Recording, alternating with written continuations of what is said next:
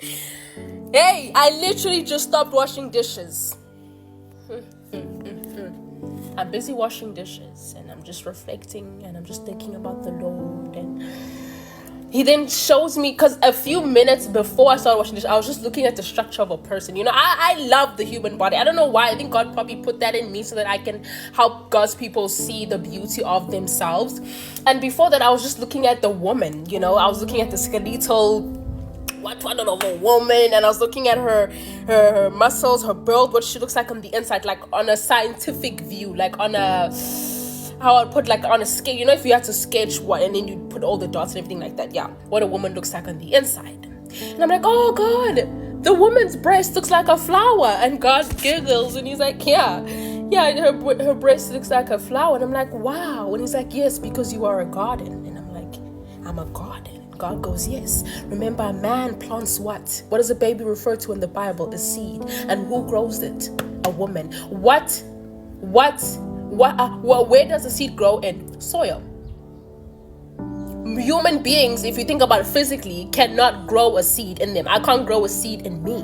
But if we talk about spiritually, if we talk about the original concept of a human being, God refers to us as seeds. That's why in the Bible, your seed will. And that's why the Bible tells us that we bear fruit, because we were once seeds.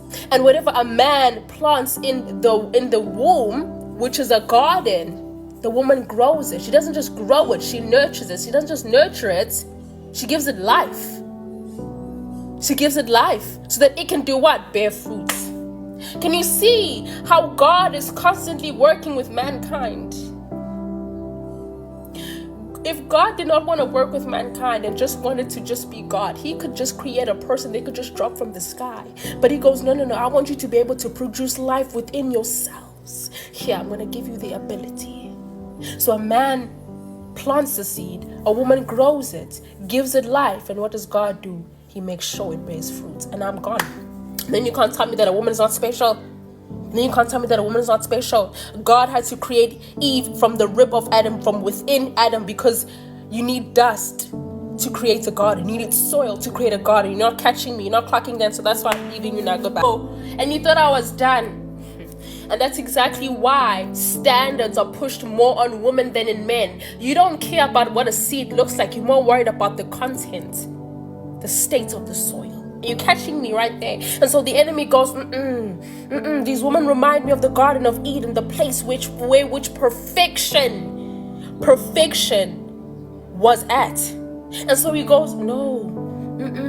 If these women realize that they are beautiful, these women realize that they've got such a beautiful purpose and expand and be fruitful and multiply, it's game over for me, because now I gotta work twice as hard to cut down all these roots. I gotta work twice as hard to make sure that all these babies are fruitless.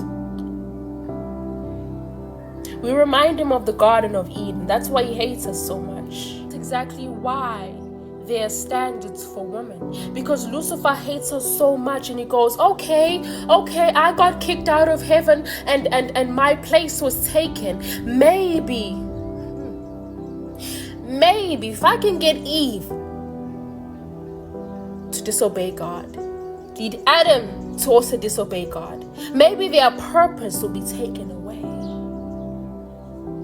Maybe their place will be removed from them the same way that I was removed. But Lucifer, one thing you forget is that we come from the same God.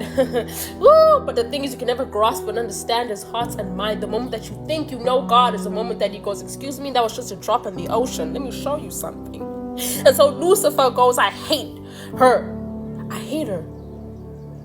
God may have kicked us out of the physical Garden of Eden, but it is right here growing in you, sis. It's in you. It's in you. Every month it's gonna yield itself over to God. The secret place is in you. Why do you look around acting like you don't know? The secret place is right in you. It's in your womb. It's in your uterus. In the secret place. The uterus has to hand itself over, submit itself over to the hand and the control of God every single month. It prepares a room for God, so that when he walks in, he can now begin to mold an instrument. Let me go. Let me leave you now.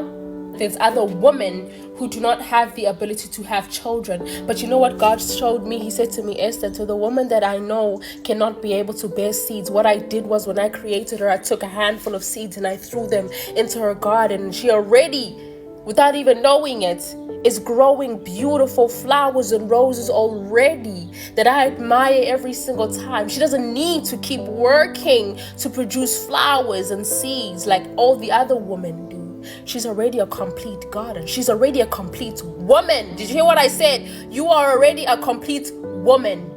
So why are we allowing the devil to change our mindset and make us think that we are less than, that we are nothing, that our purpose here is not really that important? Oh, it's powerful. You got to give Jesus a hand. And that's exactly why the enemy tells you that you are not beautiful. That's why the enemy tells you that having a baby, giving birth to a baby, having the ability to bring forth life is something stupid. That's why the world looks down on it. That's why the world hates it. Because why? The world is so full of dead gardens. The world is so full of fruitless, lifeless gardens that when the devil looks at the beauty, hey, don't we remind him of the Garden of Eden? So let's tell God to stop now. Like my eyes are gonna start opening the pipes. So you know how yesterday I spoke about how a woman, the attributes of a woman are found within the persona of God. Oh my word. I asked God today, I'm like, God, okay, every human being is beautiful. You know, a man is beautiful, a woman is beautiful. But when we look at the appearance, right, a woman is beautiful outwardly, right? So a woman is more beautiful outwardly, like more, is known to be more attractive. We see that even in animals. Like you notice that, you know, the woman's got a certain shape, certain structure, and everything like that.